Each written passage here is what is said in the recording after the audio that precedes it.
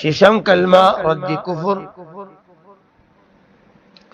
اللهم إني أعوذ بك من أن أشرك بك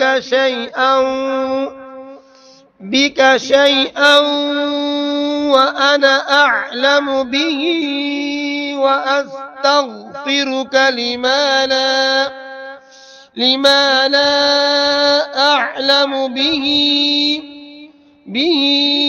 تبت عنه وتبرأت من الكفر والشرك والكذب والغيبة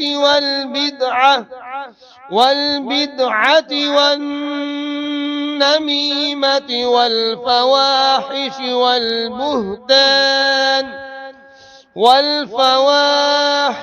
والبهتان والمعاصي كلها وأسلمت وأقول لا إله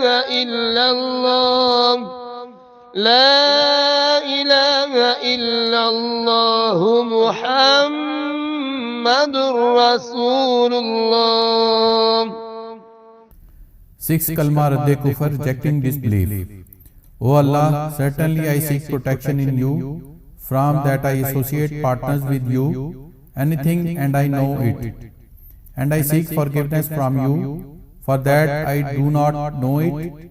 I repented from it, and I made myself free from disbelief and polytheism and falsehood and the backbiting and the innovation and the telltales and the bad deeds and the blame and the disobedience, all of them.